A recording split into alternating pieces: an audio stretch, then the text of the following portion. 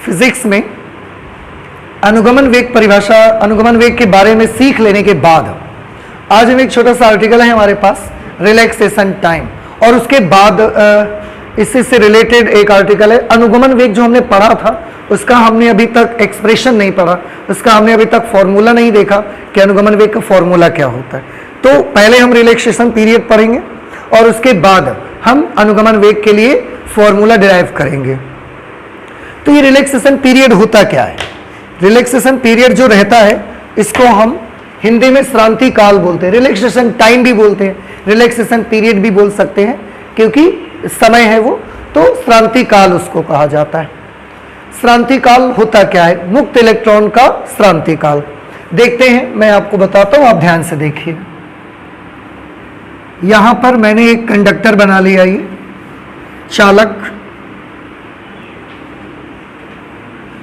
चालक वैसे बड़ा पतला होता है तार, ये जो हमारे घरों में कंडक्टर लगे होते हैं इलेक्ट्रिसिटी को कंडक्ट करने के लिए, लेकिन क्योंकि मुझे आपको समझाना है तो मैंने इतना मोटा बनाया हुआ है।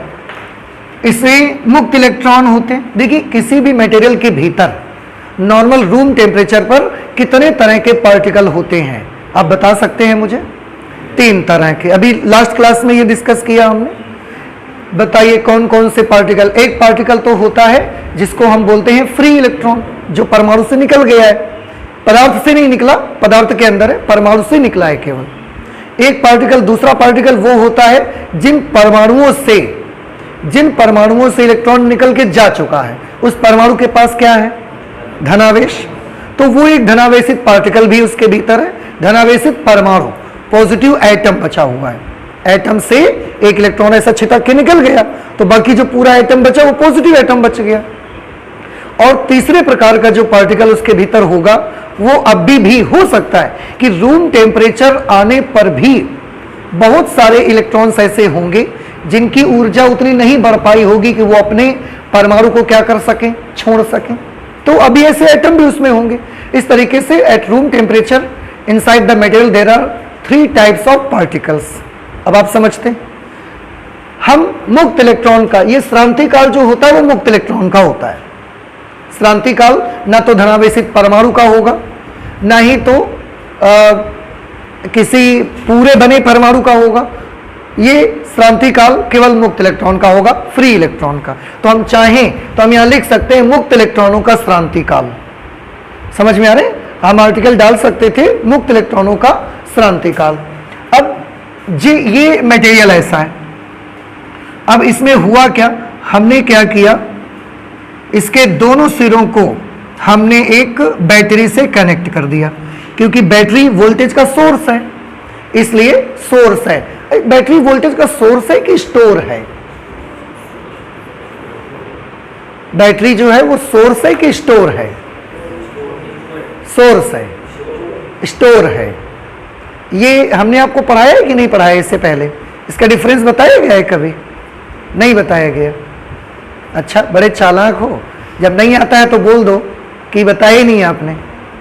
बताया है, और एक नहीं कई बार बताया है। स्टोर वो होता है जिसके अंदर जो चीज रखी जाती है वही बाहर निकले तो वो स्टोर है। और सोर्स वो है कि अंदर कुछ और होता है, बाहर निकलता कुछ और है। बैटरी के भीतर जो एनर्जी होती है वो केमिकल एनर्जी है, और बाहर जो एनर्जी आती है वो इलेक्ट्रिकल एनर्जी है। तो ये सोर्स है। कैपेसिटर में, कैपेसिटर के भीतर जो एनर्जी भरी होती है वो इलेक्ट्रिकल एनर्जी है, बाहर आती है तो वो इलेक्ट्रिकल एनर्जी है, इसलिए वो स्टोर है, वो सोर्स नहीं है। कुछ सोर्स और स्टोर का फर्क समझ में आया? अब आज की बात मत कहना कि आपने बताया नहीं है। क्या होता है बताइए? सोर्स क्या होता है? अंदर किसी और रूप में एनर्जी भरी होती है, बाहर जब आती है तो उसका रूप बदल जाता है। जैसे बैटरी, बैटरी के अंदर किस रूप में एनर्जी है बताइए? Chemical energy. Very good. बाहर आती है कौन सी रूप में? Electrical energy. पंखे चला रहे हैं आप लगातार, है कि नहीं? दूसरा, कैपेसिटर जब पड़ा तो उसमें हमने केमिकल नहीं भरा, उसमें हमने चार्ज को कंप्रेस कर करके भरा, और बाहर आता है चार्ज ही बाहर आता है। जैसे आपके घर की टंकी में अंदर चावल भरा, बाहर भी क्या आता है? तो वो क्या है? लेकिन खेत में ऐसा नहीं है। खेत में है ऐसा, कि चावल भरा है तो चावल ही आ रहा है, चावल नहीं भरा। उसमें आप पेड़ लगाते हो, फिर वो बड़ा होता जाता है धीरे धीरे, उसके बाद उसकी कुटाई होती है, फिर आप उसको ले जाते हो, फिर उसको छिलवाते हो, तब उसके अंदर से चावल निकलता है। तो खेत हमारा सोर्स है, सोर्स है। ऐसा नहीं कि जाते हैं फिर 2 बोरी चावल बल्ला हो खेत से, ऐसा नहीं हो सकता। तो वो स्टोर नहीं है, वो सोर्स है। लेकिन घर में जो टंकी लगाए हैं आपने, बड़ी बड़ी गेहूं भरा है, चावल भरा हुआ है, आटा भरा हुआ है, वो सब क्या चीज है? वो स्टोर है। समझ में आया? तो यहां पर हमने क्या कर दिया, बैटरी वोल्टेज का सोर्स है। मैंने यहां पर एक बैटरी लगा दी, इधर की तरफ बैटरी का नेगेटिव टर्मिनल लगाया है और यहां बैटरी का पॉजिटिव टर्मिनल लगा दिया हमने। तो बैटरी जो है वो वोल्टेज का एक सोर्स है, ठीक है। अगर ये पॉजिटिव टर्मिनल है, ये एक मेटेलिक कंडक्टर हमने लगाया है यहां पर, धातु का चालक। जैसे ही आप कंडक्टर के दोनों सिरों पर बैटरी के दोनों टर्मिनल्स लगाओगे, कंडक्टर का ये वाला सिरा पॉजिटिव पोटेंशियल पर आ जाएगा और कंडक्टर का ये वाला सिरा नेगेटिव पोटेंशियल पर आ जाएगा।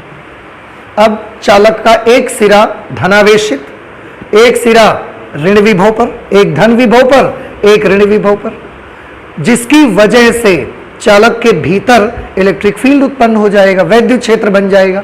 और वैद्युत क्षेत्र किधर से किधर की तरफ उत्पन्न होता है? हमेशा positive potential to negative potential. Positive ये है, नेगेटिव ये है, तो पॉजिटिव से नेगेटिव की तरफ इलेक्ट्रिक फील्ड आ जाएगा। ये इलेक्ट्रिक फील्ड की डायरेक्शन आ जाएगी, ठीक है। तो हमने अंदर इसलिए बनाया है ताकि आप ये ना सोचे कि बाहर इलेक्ट्रिक फील्ड आ गया, अंदर में इसके इलेक्ट्रिक फील्ड उत्पन्न हो जाएगा। अब अंदर अगर इलेक्ट्रिक फील्ड उत्पन्न हो जाएगा तो इसके अंदर तो 3 प्रकार के पार्टिकल है, उनमें एक इलेक्ट्रॉन भी शामिल है। ये इलेक्ट्रिक फील्ड इलेक्ट्रॉन पर क्या करना शुरू कर देगा? बल लगाना शुरू कर देगा। किधर की तरफ लगाएगा इलेक्ट्रिक फील्ड बल इलेक्ट्रॉन पर? विपरीत दिशा में। अगर धनावेशित कण होता तो अपनी दिशा में लगाता, इलेक्ट्रॉन क्योंकि एक नेगेटिवली चार्ज पार्टिकल है तो उस पर अपनी विपरीत दिशा में बल लगाना शुरू कर देता है। बाई चांस एक इलेक्ट्रॉन यहां पर है, ये क्या है? एक इलेक्ट्रॉन।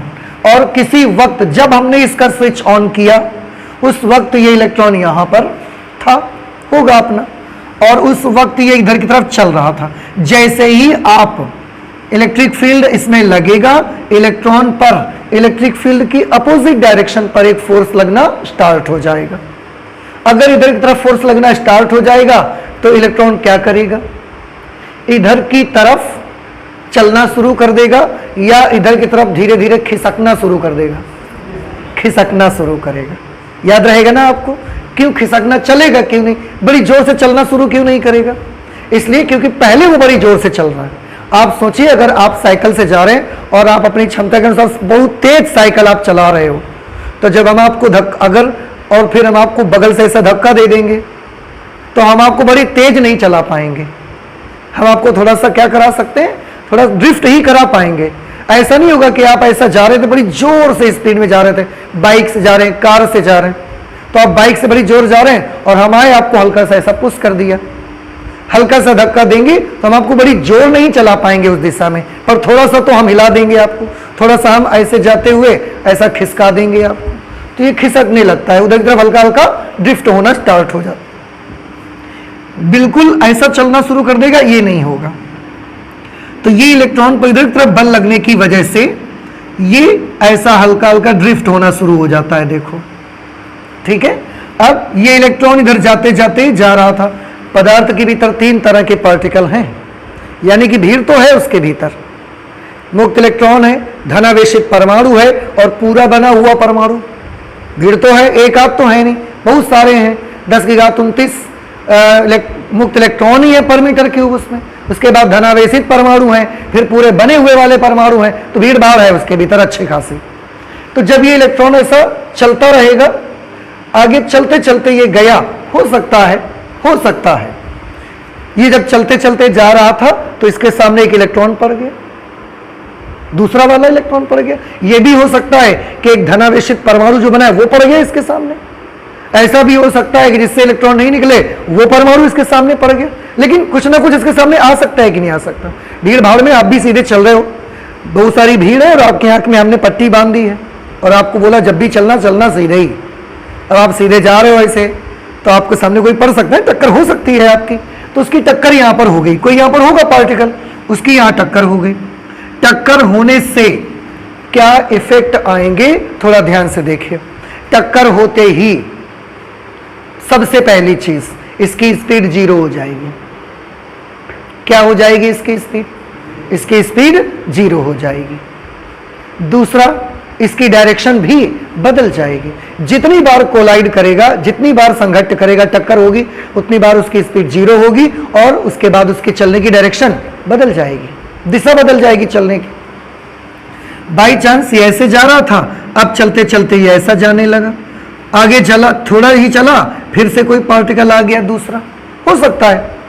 3 तरह के पार्टिकल हैं और कोई ना कोई इनके सामने आएगा ही, तो उसकी किसी न किसी से टक्कर होगी और जितनी बार टक्कर होगी डायरेक्शन बदल जाया करेगी उसके चलने की, स्पीड भी बदल जाएगी, डायरेक्शन भी बदल जाएगी।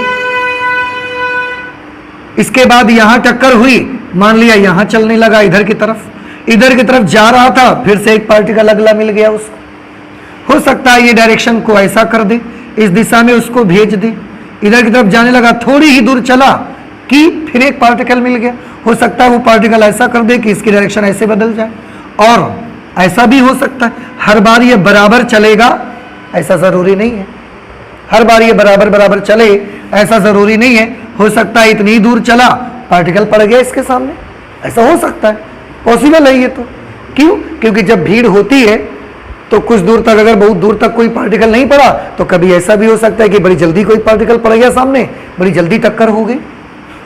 तो यहां पर ऐसे जा रहा था, इसकी टक्कर हो गई, टक्कर होने के बाद फिर ये ऐसा चलने लगा, फिर इसकी टक्कर हो गई सामने, फिर ये ऐसा चलने लगा, तो हर बार इसकी डायरेक्शन बदलेगी और इसकी स्पीड एक क्षण भर के लिए क्या हो जाया करेगी? 0 हो जाया करेगी। इतनी बात आपको समझ में आई? हाँ। जब ये आप जब ये बनाइए तो कभी भी इलेक्ट्रॉन को ऐसा चलते हुए जा रहा है, टक्कर होके ऐसा नहीं आएगा। अब क्यों नहीं आएगा बता सकते हैं आप हमको? आपको? हाँ जी, वेरी गुड, क्योंकि बल तो उधर की तरफ लग रहा है ना, लौटेगा क्यों? फोर्स इधर थोड़ी लग रहा है, हर इलेक्ट्रॉन पर फोर्स किधर की तरफ लग रहा है, तो भले इतना ही सा, लेकिन जब खिसकेगा तो उधर की ही तरफ खिसकेगा, इधर की तरफ नहीं खिसक सकता। नहीं समझ में बात आई? इसलिए जब भी बनाइए उसको इधर ही की तरफ बढ़ाइए, चाहे थोड़ा सा ही सही, लेकिन ड्रिफ्टिंग उसकी पॉजिटिव टर्मिनल की तरफ ही होगी। इतना समझ आ गया आपको? ओके। तो हर बार एक इलेक्ट्रॉन हमने लिया, यहां से चला, सामने एक पार्टिकल मिल गया, कोलाइड किया इसने, वेलोसिटी 0 हो गई, डायरेक्शन बदल गई चलने की। फिर सामने पार्टिकल मिल गया, टक्कर हुई, वेलोसिटी 0 हुई, डायरेक्शन बदल गई चलने की। ये चीज लगातार होते होते और ये पार हो जाएगा चालक से। श्रांति काल हम तो पढ़ रहे हैं। श्रांति काल क्या होता है? बड़ा सिंपल है। देखो, श्रांति काल से एक चीज तो पता चल रही है कि एक प्रकार का टाइम है। अब टाइम कौन सा है? देखिए, जब इलेक्ट्रॉन यहां से चलना शुरू किया ना, तो यहां से यहां जाते वक्त उसको कुछ टाइम लगा, यहां से यहां गया उसको कुछ वक्त लगा। मान लिया हमने कि उसको टाइम लगा t1। कितना टाइम लगा उसको? t1। फिर यहां से जब यहां तक चला, एक टक्कर ये हुई, अगली टक्कर ये हुई जाके, तो हम इसको बोलते हैं 2 क्रमागत टक्करें। क्या बोलेंगे? 2 क्रमागत टक्कर, एक टक्कर और अगली टक्कर, तो 2 क्रम से टक्करें हुई कि नहीं हुई? यहां से यहां तक जाने में भी उसको कुछ टाइम लगा, हमने मान लिया t2 टाइम लगा। यहां टक्कर के बाद चला, फिर कुछ दूर तक चला, तो यहां से यहां तक पहुंचने में हमने मान लिया t3 टाइम लगा उसको। यहां से यहां तक जाने में t4 टाइम लगा, ये वाले में t5 लगा, इसमें t6 टाइम लगा, यहां पर t7 टाइम लगा। और आप समझते भी हैं कि ये टाइम उसको लगेगा, थोड़ा चलेगा, टक्कर होगा, उस बीच में तो टाइम लगेगा। तो ये t2 2 क्रमागत टक्करों के बीच का टाइम है, t3 भी 2 क्रमागत टक्करों के बीच का टाइम है। ये टक्कर और ये टक्कर, इन दो क्रमागत टक्करों के बीच का टाइम है। याद रहे जब मैं बोलता हूं क्रमागत टक्करें, तो ये टक्कर और ये टक्कर क्रमागत है, ये टक्कर और ये टक्कर क्रमागत है, ये और ये क्रमागत है, ये और ये क्रमागत टक्कर है, लेकिन ये टक्कर और ये टक्कर क्रमागत नहीं है। क्यों? बीच में आपने एक कोलिजन छोड़ दिया, उसका नहीं समझ में आया। बताइए, ये वाली टक्कर और ये वाली टक्कर क्रमागत है? वेरी गुड, नहीं है। ये टक्कर और ये टक्कर क्रमागत है? नहीं है। अब आप क्रमागत टक्कर का मतलब समझ गए? ओके, तो इस तरीके से उसको टाइम लगता है। अब आपके मन में, सबके मन में आ रहा होगा कि इन्हीं टाइम में से ही कोई श्रांति काल होगा। तो हम सोचते हैं कि इनमें से कौन सा श्रांति काल है, T1 को कहें, T2 को कहें, T3, T4, T5, T6, T7। हमने तो 7 तक ही बनाए हैं। इलेक्ट्रॉन तो बड़ी जल्दी जल्दी ये करता होगा और उसमें तो सैकड़ों लाखों की संख्या में T आते होंगे एक इलेक्ट्रॉन में। समझ में आया? तो ऐसे किसको श्रांति काल बोल दिया जाए? तो आंसर है, ऐसे हम श्रांति काल किसी को नहीं बोल सकते। इस तरीके से किसी भी टाइम को श्रांति काल हम नहीं बोल सकते। तो किसको श्रांति काल बोलेंगे? तो हमने बोला एक काम करो कि जितने भी टाइम उसको लग रहे हैं, इन सब का आप क्या कर दो, औसत निकाल लो।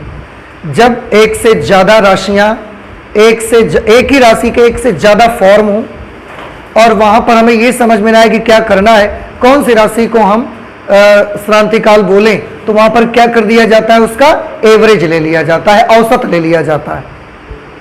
जैसे अगर बोला जाए इस क्लास में बैठे हुए बच्चों का वेट बताओ, तो या तो हम हर बच्चे का वेट आपको बताएं और या तो हम कह दें सिंपल सा 40 किलो।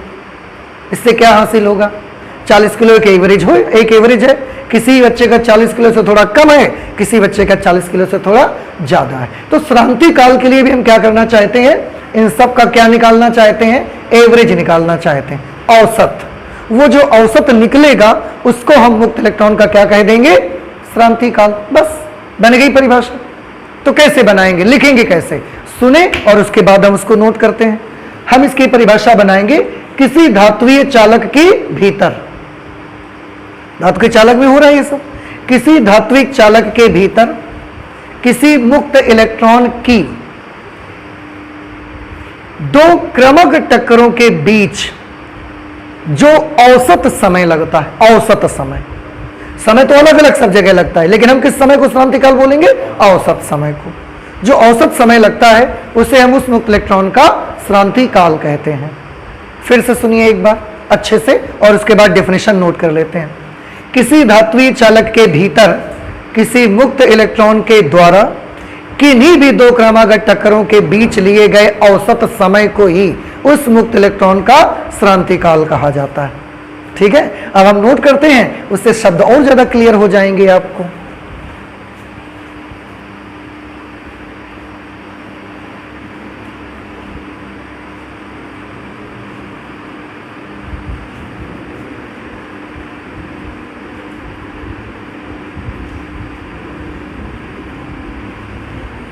किसी धात्विय चालक के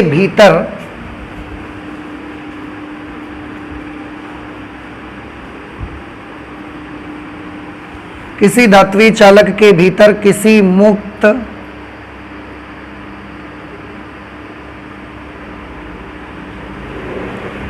इलेक्ट्रॉन के द्वारा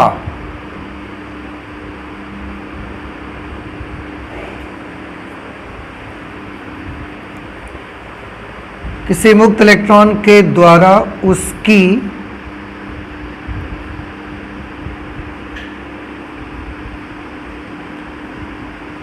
किन्हीं दो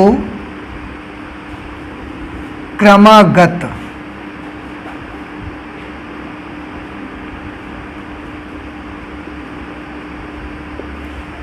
उसकी किन्हीं दो क्रमागत टक्करों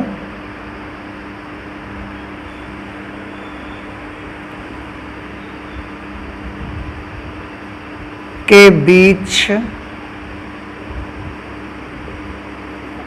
लिए गए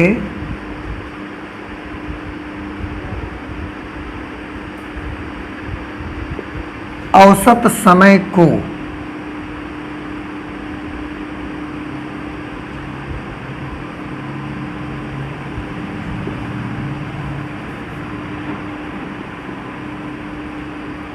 उस मुक्त इलेक्ट्रॉन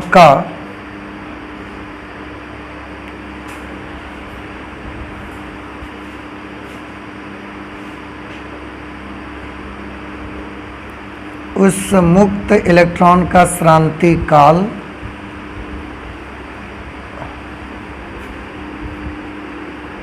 कहा जाता है। ठीक है, देखिए एक बार फिर से, किसी धात्विक चालक के भीतर किसी मुक्त इलेक्ट्रॉन के द्वारा उसकी किन्हीं दो क्रमागत टक्करों के बीच लिए गए औसत समय को, एवरेज टाइम पीरियड जो होगा, औसत समय को उस मुक्त इलेक्ट्रॉन का श्रांति काल कहा जाता है। ठीक है, श्रांति काल को रिप्रेजेंट करने के लिए हमने एक सिंबल बनाया टाउ। श्रांति काल को किससे रिप्रेजेंट करेंगे? टाउ से। तो यहां पर हम नोट कर देते हैं,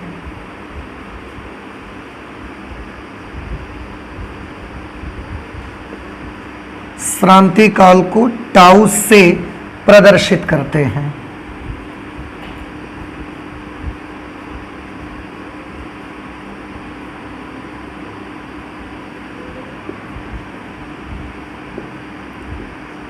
श्रांति काल को टाउ से प्रदर्शित करते हैं। और क्या बताया हमने आपको कि इन सभी समयों का क्या लेना पड़ेगा? आपको औसत लेना पड़ेगा।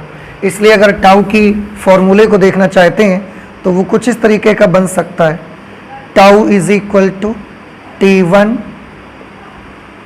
Plus T2 plus T3 plus T4।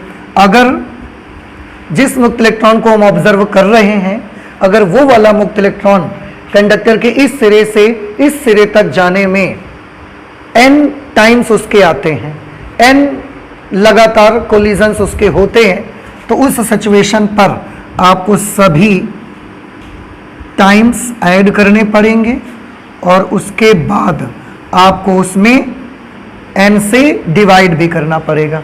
भाई जैसे हमने यहां से यहां तक कितने टाइम्स लिए हैं? 7।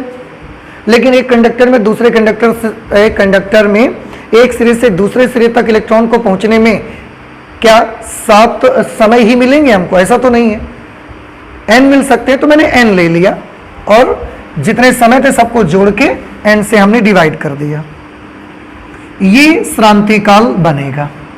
तो आई होप कि श्रांति काल किसको बोलते हैं आपको समझ में आया।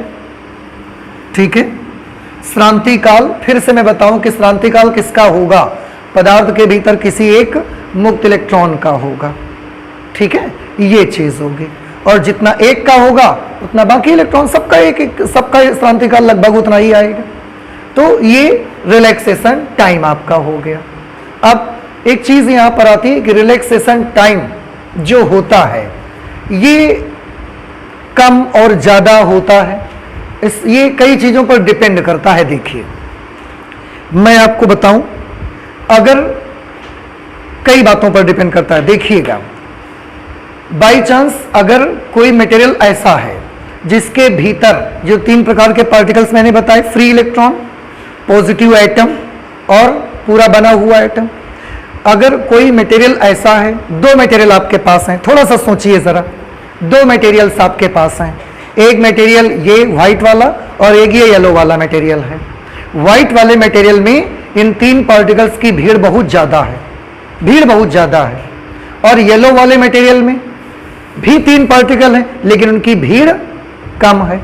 अब आप मुझे बताएं कहां पर ये टाइम कम होगा, कहां पर ये टाइम ज्यादा होगा?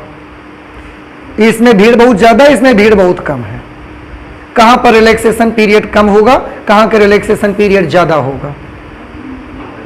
जहां भीड़ ज्यादा है वहां रिलैक्सेशन पीरियड के बारे में बताइए, कम होगा कि ज्यादा होगा? अच्छा चलो ठीक है, छोड़ो। आपके ये ऐसा मैदान है बहुत जो दूर, वहां पर पूरे बहुत बड़ा मैदान है और उस मैदान में केवल 20 आदमी हैं, 20 आदमी। और एक दिन मेला लगा उसी मैदान में और 2000 आदमी उसी मैदान में आए। अब आप मुझे बताओ, जब 2000 आदमी उसी मैदान में होंगे और एक दिन 20 आदमी उसी मैदान में थे, तो कब इन टक्करों में समय ज्यादा लगेगा और कब इन टक्करों में समय कम लगेगा? भीड़ ज्यादा होगी तो समय जल्दी टक्कर होगी। बड़ा सिंपल है ना। आप ऐसे चल रहे हैं आप ऐसे भीड़ बहुत ज्यादा है, आप चलोगे, आपकी एक आदमी से टक्कर हो गई, आपके डायरेक्शन बदल गई, फिर एक आदमी से टक्कर हो गई, तो आपकी टक्कर ज्यादा होगी, कोलिजन ज्यादा रहेंगे। लेकिन जब 20 आदमी केवल उस मैदान में है तो आप बड़ी दूर तक चले जाइए, कोई आदमी नहीं मिला सामने आपको, बड़ी दूर जाके एक मिला और टक्कर हुई, तो ये वाला टाइम उसका बढ़ गया कि नहीं बढ़ गया? तो ये हो सकता है कि कोई मटेरियल ऐसा है जहां पर पार्टिकल्स की अगर क्राउडिंग ज्यादा है, भीड़ भाड़ अगर ज्यादा है, तो वहां पर क्या होगा? रिलैक्सेशन पीरियड का मान ज्यादा कि कम? ज्यादा, कम। भीड़ अगर ज्यादा होगी तो टक्करें जल्दी जल्दी होंगी ना, टक्कर जल्दी जल्दी होगी। जल्दी जल्दी का मतलब क्या है? कम समय में हो जाएगी। अगर कम समय में टक्कर हो जाएगी तो रिलैक्सेशन टाइम कम हुआ कि ज्यादा हुआ? कम तो हुआ ना। तो अगर किसी मटेरियल के भीतर पार्टिकल्स की क्राउडिंग ज्यादा है तो क्या होगा? श्रांति काल, उस पदार्थ के भीतर मुक्त इलेक्ट्रॉन का श्रांति काल कैसा होगा? कम। लेकिन अगर भीड़ भाड़ कम है, दूर दूर पार्टिकल हैं, तो श्रांति काल कैसा होगा? होगा। समझ में आया? यह भी हो सकता है कि किसी मटेरियल के भीतर इलेक्ट्रॉन का जो थर्मल वेलोसिटी है वो बहुत तेज है, बहुत तेज स्पीड में भाग रहा है, तो वहां पर भी श्रांति काल का क्या होगा? कम होगा कि ज्यादा? यहां से रामा देवी आपको जाना है आपके नरवल से, आप 10 की रफ्तार में जा रहे हो, 10 किलोमीटर पर आवर, 2.5 घंटा लगेगा पहुंचने में आपको। आप 80 की रफ्तार में जा रहे हो, आप बताओ आधे घंटे के भीतर पहुंच गए। तो इलेक्ट्रॉन की, ऐसा इलेक्ट्रॉन है इसकी स्पीड बहुत ज्यादा है, स्पीड बहुत ज्यादा है, तो श्रांति काल कम होगा कि ज्यादा होगा? कम होगा। जब स्पीड बहुत ज्यादा होगी तो बड़ी जल्दी जल्दी टकराएगा। अगर परमाणु दूर दूर भी हैं तो भी बड़ी जल्दी पहुंच जाया करेगा। स्पीड कम है तो धीरे धीरे जा रहा है, जाने में उसको टाइम लग रहा है, लेकिन स्पीड जब बड़ी जल्दी पहुंच गया और जल्दी जल्दी पहुंच जाएगा, इसका मतलब टाइम उसको कम लगेगा, और टाइम कम लगेगा इसका मतलब रिलैक्सेशन टाइम उसका कैसा होगा? कम। तो एक चीज मैंने क्या बताई, क्राउडिंग ज्यादा होने से रिलैक्सेशन टाइम पर क्या इफेक्ट आएगा? कम हो जाएगा। पहली चीज तो ये होगी। दूसरा, अगर इलेक्ट्रॉन की स्पीड बहुत ज्यादा है तो क्या होगा? इलेक्ट्रॉन की स्पीड ज्यादा है तो श्रांति काल का क्या होगा? तब भी श्रांति काल कम होगा। कुछ बात समझ आ रही है आपको? यह भी हो सकता है कि ना तो भीड़ ज्यादा हो और ना स्पीड ज्यादा हो, एटम का साइज है बड़ा बड़ा हो। अगर एटम का साइज बड़ा बड़ा है तो टक्कर बिल्कुल स्वाभाविक है, पतली गली से निकल नहीं सकते। समझ आ रही कि अगर एटम का साइज ही बड़ा बड़ा, एटम छोटे छोटे हैं तो बीच से निकलना आसान है, लेकिन अगर एटम का साइज बड़ा बड़ा है तो जगह उतनी है पर बीच से निकलने में टक्कर होगी ही होगी आपके। तो श्रांति काल जो होगा ना वो कई बातों पर डिपेंड करता है। फिर से एक बार सारी चीजें रिवाइज करके मुझे बताओ कि अगर पदार्थ के भीतर पार्टिकल्स ज्यादा भरे हैं तो श्रांति काल कम होगा कि ज्यादा होगा? कम होगा, बिल्कुल सही। अगर पदार्थ के भीतर मुक्त इलेक्ट्रॉनों की स्पीड बहुत ज्यादा है तो श्रांति काल कम होगा कि ज्यादा होगा? कम होगा, बिल्कुल सही। पदार्थ के भीतर पार्टिकल्स का साइज अगर बड़ा बड़ा है तो श्रांति काल बताइए कैसा होगा? तो भी कम होगा। इन सब बातों पर डिपेंड करेगा ये, ठीक है। और एक चीज पर डिपेंड करता है, टेम्परेचर पर। श्रांति काल जो होगा वो टेम्परेचर पर भी डिपेंड करेगा। कैसे? टेम्परेचर पर कैसे डिपेंड करेगा? अगर टेम्परेचर बहुत हाई है मटेरियल का, टेम्परेचर बहुत हाई है तो उसके अंदर इलेक्ट्रॉन्स की एनर्जी कैसी होगी? हाई कि लो? एनर्जी भी हाई होगी, सिंपल सी बात है। टेम्परेचर बढ़ने से एनर्जी हाई होती है। Energy is directly proportional to temperature. Temperature बढ़ती है, एनर्जी बढ़ जाती है। आप सुबह सुबह कितना भी जग के आए हो, आलस में भरे पड़े हो, आपका आलस दूर नहीं हो रहा है, काम कहा जा रहा है आप कर नहीं रहे हो, ठीक है। लेकिन अगर हम आपका टेम्परेचर बढ़ा दें, मम्मी या पापा कोई एक खींच के धर दे, तुम्हारा टेम्परेचर बढ़ जाएगा, फिर जल्दी जल्दी काम करना शुरू कर देते हो। होता है कभी ऐसा? तो टेम्परेचर बढ़ने से क्या हो जाता है? एनर्जी बढ़ती है। तो मटेरियल है उसका हमने टेम्परेचर इंक्रीज कर दिया। आप सब जानते हो, अभी आप बता भी दोगे मुझे, देखिएगा। मटेरियल का टेम्परेचर हमने इंक्रीज किया, मुक्त इलेक्ट्रॉनों की ऊर्जा बताइए, बढ़ जाएगी। ऊर्जा बढ़ने से वेग का क्या होगा, बढ़ेगा कि घटेगा, बढ़ेगा। क्यों? ऊर्जा बढ़ने से वेग बढ़ेगा, आपने बिल्कुल सही बताया। क्यों? बड़े पगले टाइप के हो थोड़े से आप लोग। ये बात अच्छा आप भी मानते हो कि नहीं मानते हो? Energy is equal to half mv square. Energy बढ़ेगी तो वेग बढ़ जाएगा, देख रहे हैं आप? तो अगर एनर्जी बढ़ गई तो उसकी स्पीड क्या हो जाएगी, बढ़ जाएगी। और स्पीड बढ़ने से श्रांति काल का क्या होता है, अभी आपने बताया था, श्रांति काल कम हो जाएगा। तो अब बीच की बात मत करो, सीधे बताओ टेम्परेचर बढ़ने से श्रांति काल पर क्या इफेक्ट आता है, कम हो जाता है। समझ आ गया ना आपको? तो इसको चाहें तो आप इसको एक लाइन पे नोट कर सकते हैं। सबसे पहले क्या किया मैंने, टेम्परेचर बढ़ाया,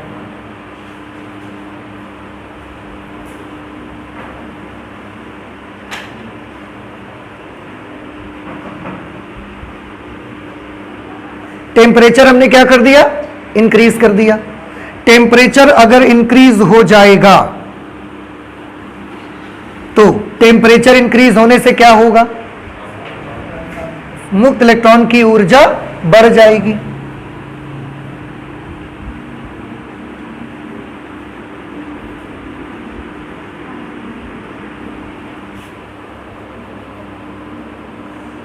energy of free electrons increase हो गई।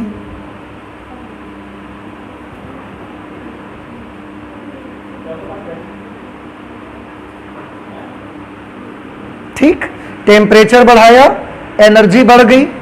एनर्जी बढ़ने से वेलोसिटी का क्या होगा, वेलोसिटी बढ़ जाएगी। वेलोसिटी ऑफ फ्री इलेक्ट्रॉन्स ये भी क्या हो जाएगी, ये भी इंक्रीज हो जाएगी। वेलोसिटी अगर इंक्रीज हो गई तो रिलैक्सेशन टाइम कम हो जाएगा।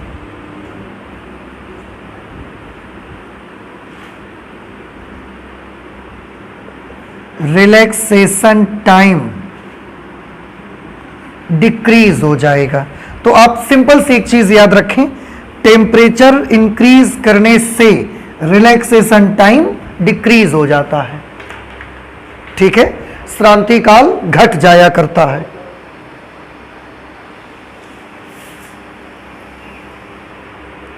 लिख लिया आप सभी ने?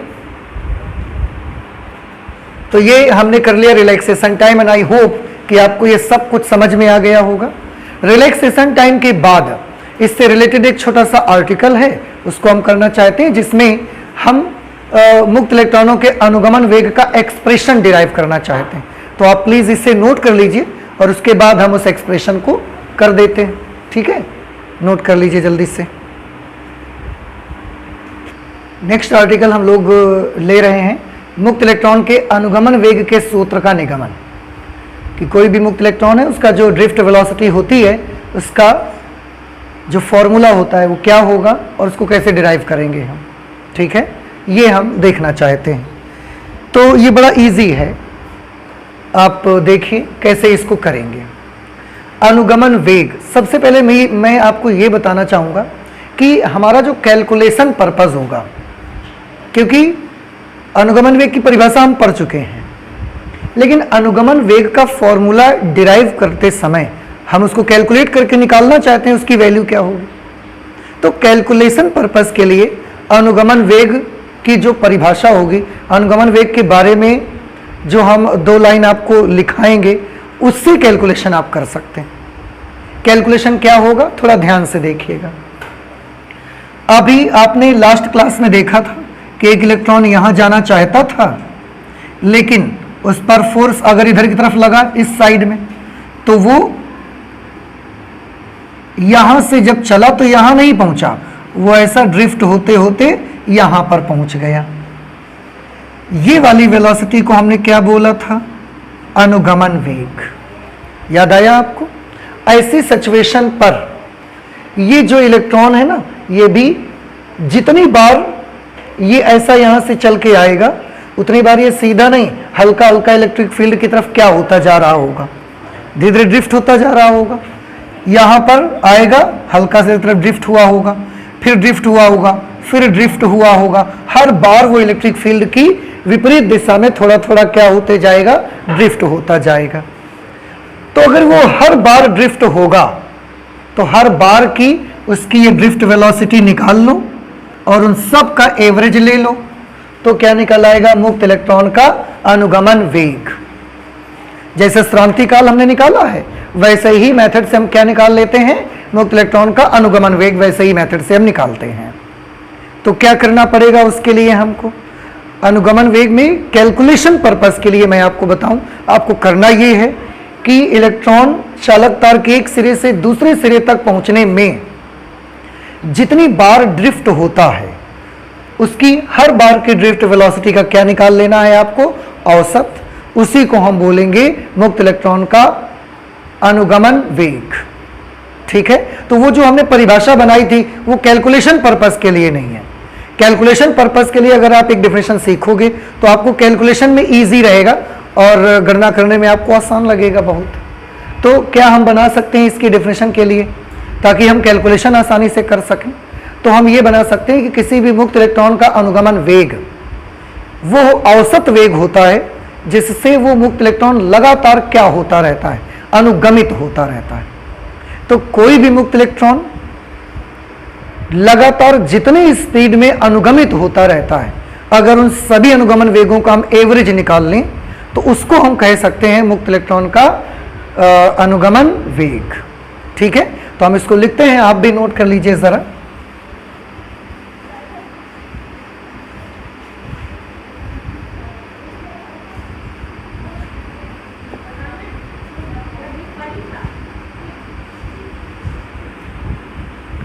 किसी मुक्त इलेक्ट्रॉन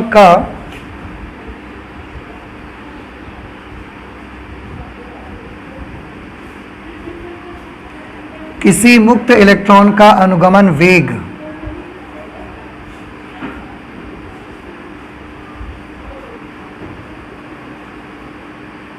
किसी मुक्त इलेक्ट्रॉन का अनुगमन वेग वह औसत वेग होता है। किसी मुक्त इलेक्ट्रॉन का अनुगमन वेग वह औसत वेग होता है जिससे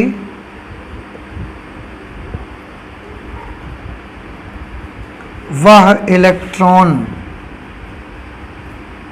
लगातार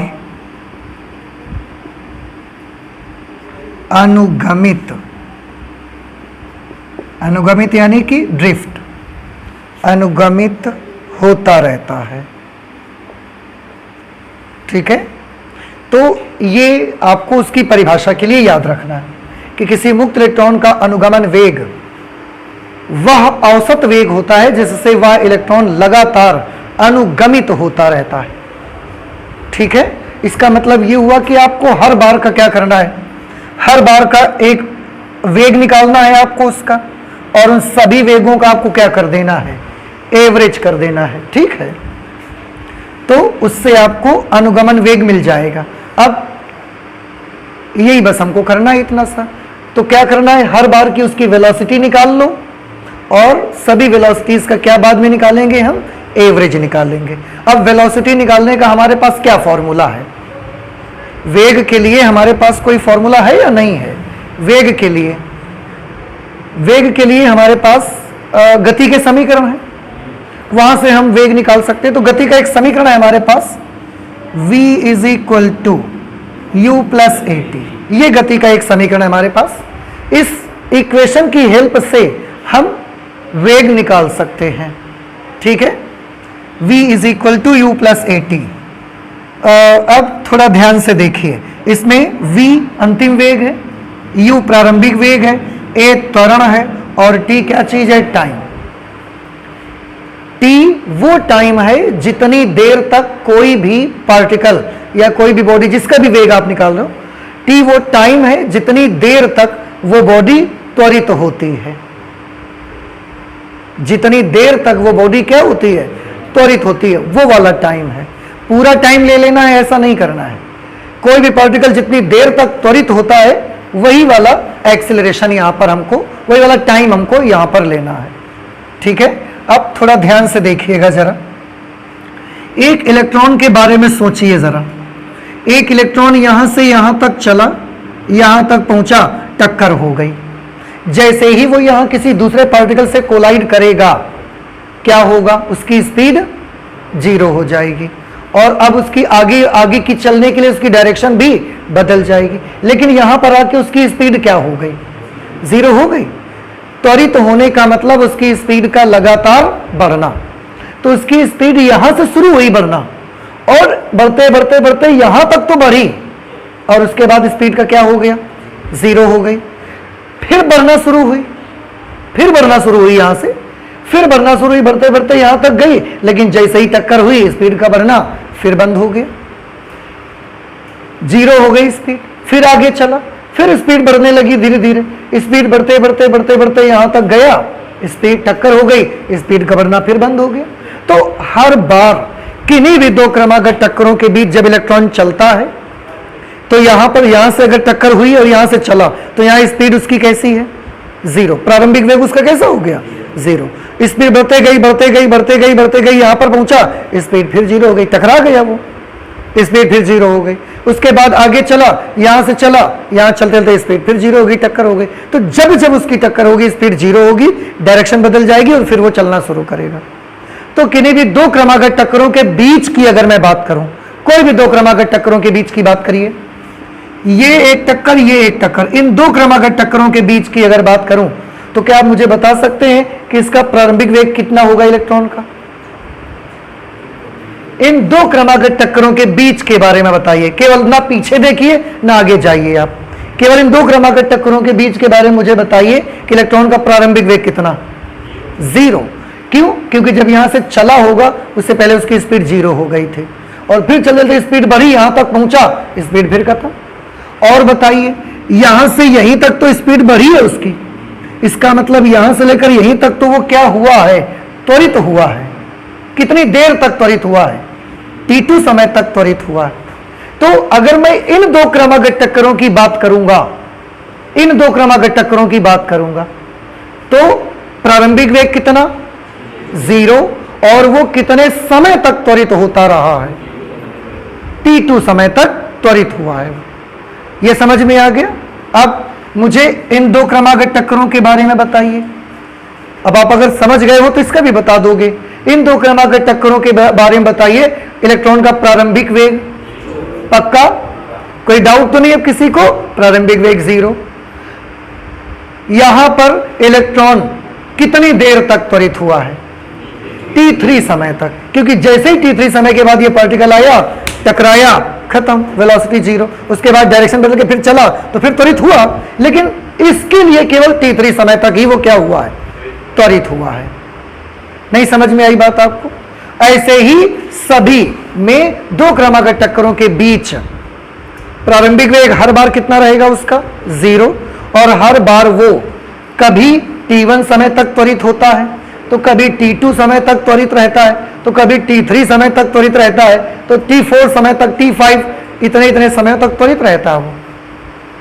अब हर क्रमागत टक्कर में एक चीज तो आप देख ही रहे हैं, किन्हीं भी दो क्रमागत टक्करों के बीच कि इलेक्ट्रॉन का प्रारंभिक वेग कितना है।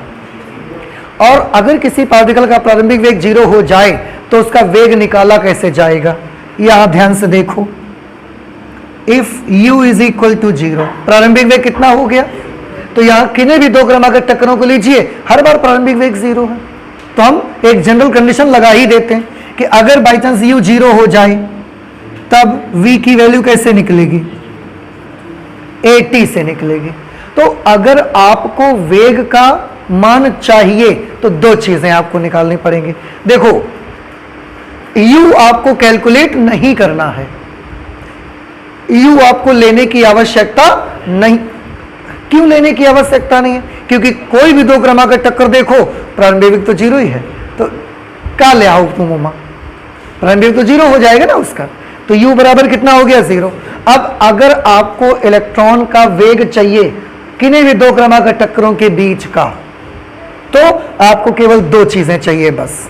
एक उसका त्वरण चाहिए और दूसरा उसको लगा हुआ समय। और कौन सा समय लेना है? t1 लेना है, t2, t3 की टाउ लेना है। जितनी देर, देखो ए इंटू टी है, त्वरण के साथ वो वाला समय लीजिए जितनी देर तक वो पार्टिकल क्या हुआ है, वो वाला टाइम लेना है आपको। कैलकुलेशन करते हुए बाद में टाउ बन जाएगा, फिर देखा जाएगा। अभी फिलहाल हम वो वाला समय लेंगे जितनी देर तक वो पार्टिकल एक्सिलरेट हुआ है। अब आपको समझ आ गया? तो यहां पर जब भी वेग निकालना है तो क्या सूत्र लगेगा? a into T, acceleration into T. ठीक है, तो दोनों चीजें निकाल लेते हैं। सबसे पहले क्या कैलकुलेट कर लेते हैं? एक्सिलरेशन कैलकुलेट कर लिया जाए। त्वरण कैलकुलेट सबसे पहले करना पड़ेगा हमको। तो हम ये देख लेते हैं कि यदि चालक तार के भीतर वैद्युत क्षेत्र की तीव्रता कैपिटल ई है तो इलेक्ट्रॉन पर लगने वाला बल कितना होगा, क्योंकि त्वरण किससे निकलेगा? बल से। देखो, त्वरण निकालना चाहते हैं ना हम, त्वरण निकालने के लिए फॉर्मूला होता है बल बटे द्रव्यमान, F बराबर ma, तो A is equal to F upon m। समझ आई बात? तो अगर आपको एक्सिलरेशन चाहिए तो आपको फोर्स चाहिए, आपको मास चाहिए, and force upon mass will give you the acceleration of that particle. Okay, तो एक्सिलरेशन से भी पहले क्या चाहिए हमको? फोर्स। और फोर्स बखूबी जानते हैं आप, एक इलेक्ट्रॉन पर लगने वाला फोर्स कितना होगा अगर इलेक्ट्रिक फील्ड कैपिटल ई है तो?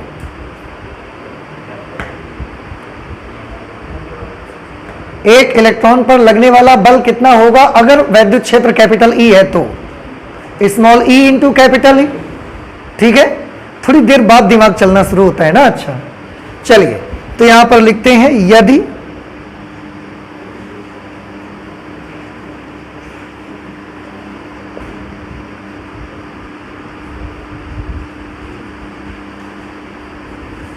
वैद्युत क्षेत्र की तीव्रता ई हो तब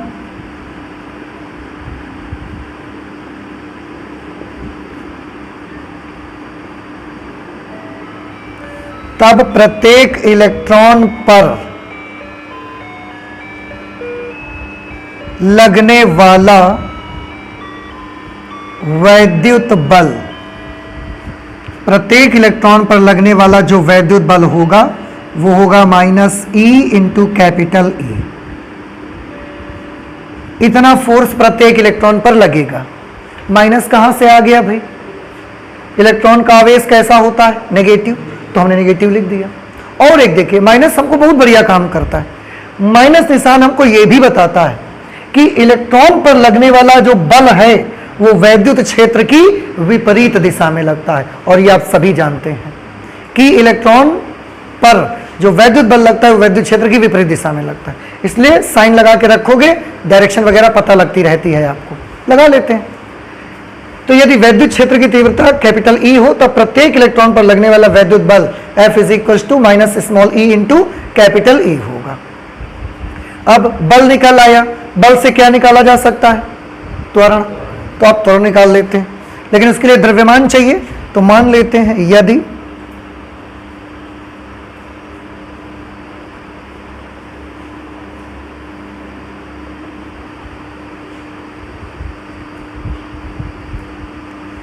प्रत्येक इलेक्ट्रॉन का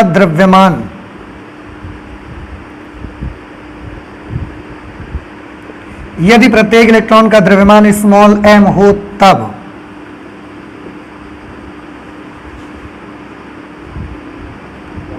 इलेक्ट्रॉन की गति में उत्पन्न त्वरण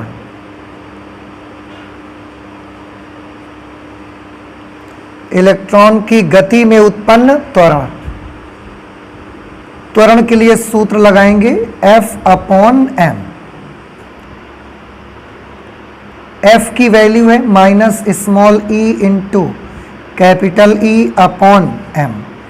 ये त्वरण की वैल्यू निकल करके आ जाएगी। देखिए, तो त्वरण का मान कितना मिला हमको? त्वरण का मान हमको मिला minus small e into capital E upon small m। Symbols आपको याद है सारे? स्मॉल ई क्या चीज है बोलिए? एक इलेक्ट्रॉन का आवेश, कैपिटल ई है वैद्युत क्षेत्र की तीव्रता जो हमने अप्लाई की है, और m है इलेक्ट्रॉन का द्रव्यमान। तो हमने एक चीज तो हासिल कर ली, क्या? त्वरण। अब क्या निकालना है हमको? वेग चाहिए, टाइम चाहिए ना हमको। तो टाइम हमको मालूम है, यहां से यहां तक t1 लगा, यहां से यहां तक t2 लगा, यहां से यहां तक t3 t4 ऐसा। अब हम ये पता लगाना चाहते हैं कि जब यहां से यहां आया तो उसकी वेलोसिटी कितनी हो गई, ये कैसे पता लगाया जाए।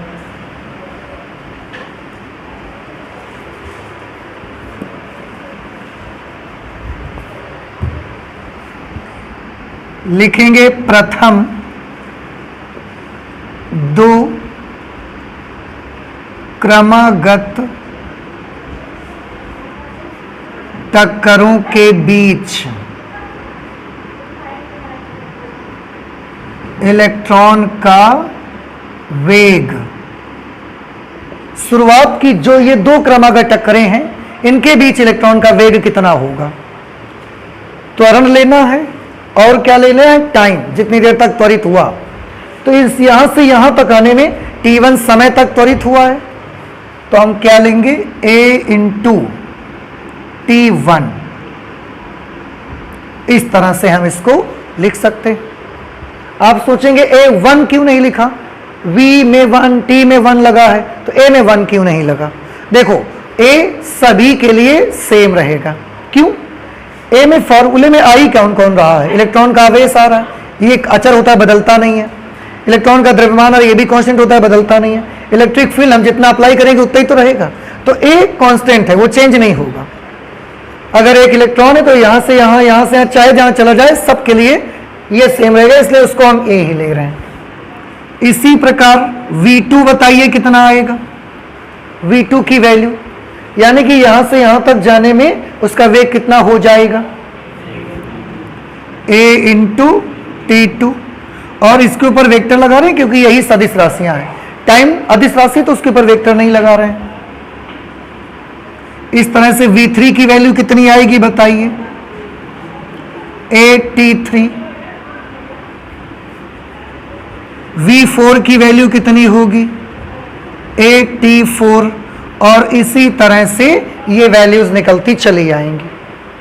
और लास्ट में n, जो nवा उसका दो क्रमागत टक्करों के बीच का जो nवा टाइम होगा उस वाले में उसका वेग कितना हो जाएगा, a into t n, sorry t के ऊपर नहीं a के ऊपर वेक्टर लगाया जाएगा। तो ये हमने क्या कर लिए, किन्हीं भी दो क्रमागत टक्करों के बीच इलेक्ट्रॉन के हमने वेग निकाल लिए। अब अगर आपको अनुगमन वेग निकालना है तो इन सभी वेगों का क्या करना रहेगा। देखो अनुगमन वेग वह औसत वेग है जिससे वह इलेक्ट्रॉन लगातार अनुगमित होता रहता है। तो अगर अब आपको अनुगमन वेग चाहिए तो इन सभी वेगों का क्या करेंगे, आप औसत निकालेंगे। अब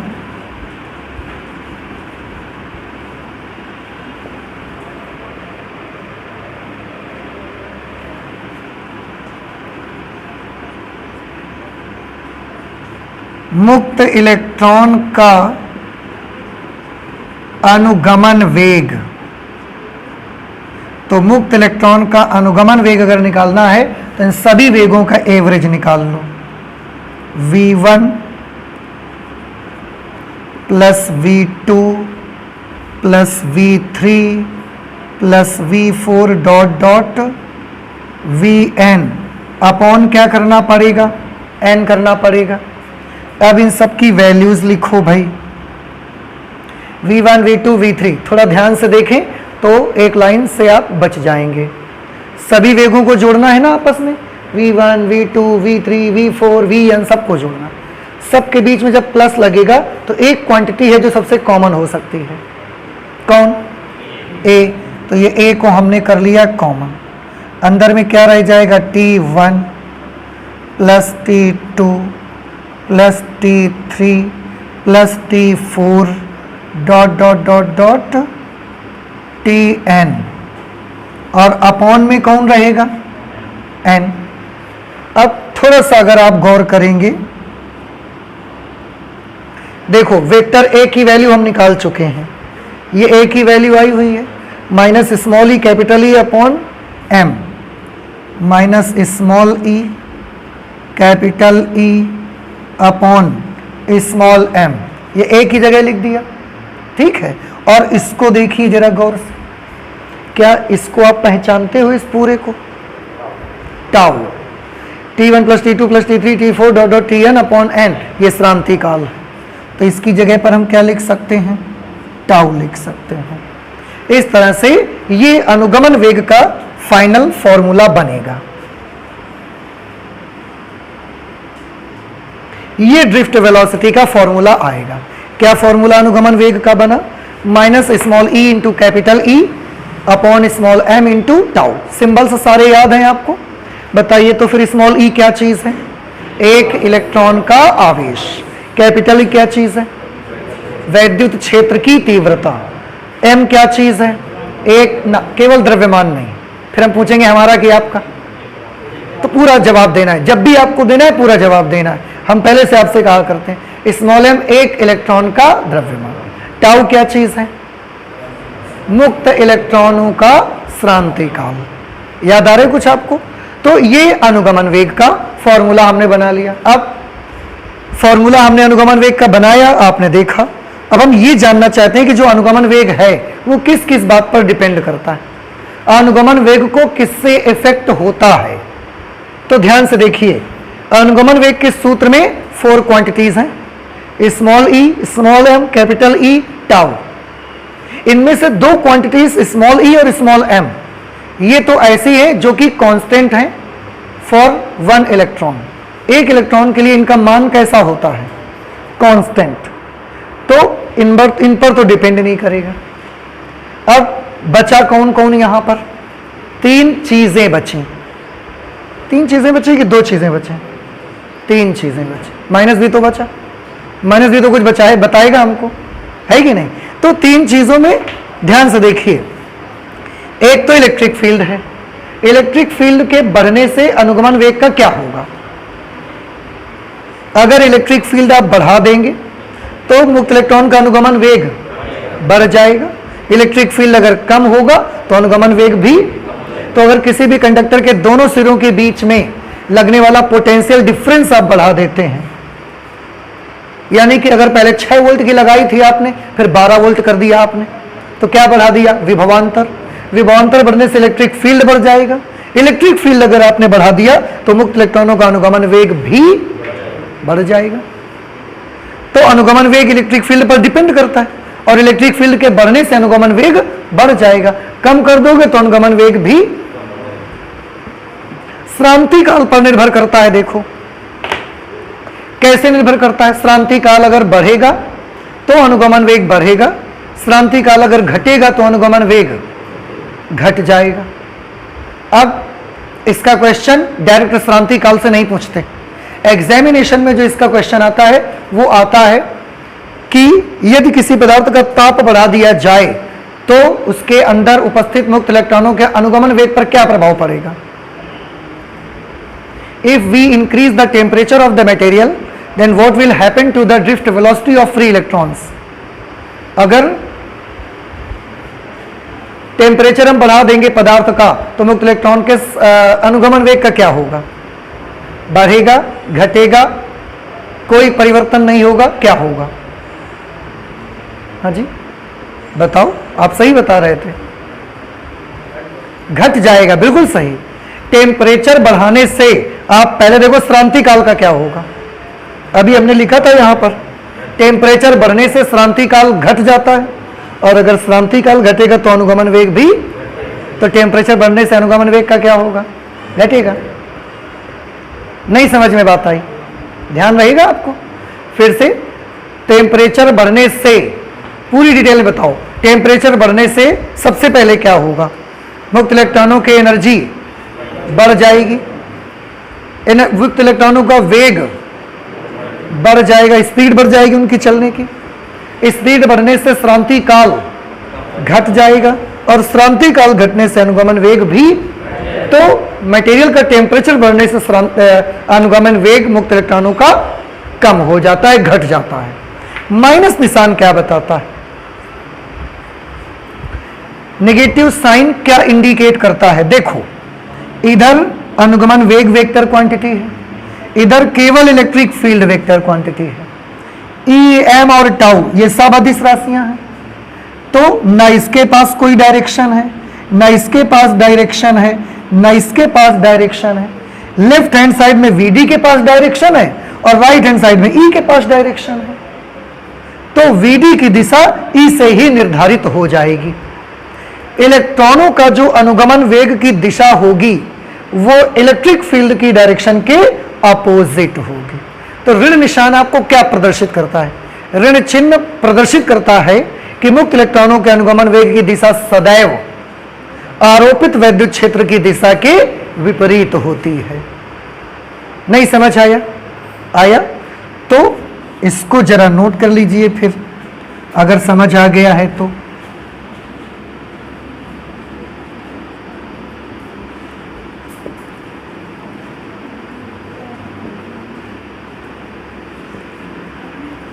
मुक्त इलेक्ट्रॉनों के अनुगमन वेग की दिशा, भाई माइनस की वजह से E के अपोजिट होगा। ये मुक्त इलेक्ट्रॉनों के अनुगमन वेग की दिशा सदैव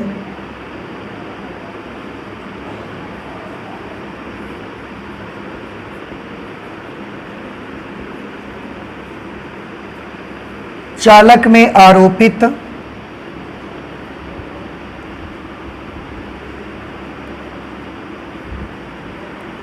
वैद्युत क्षेत्र के विपरीत होती है।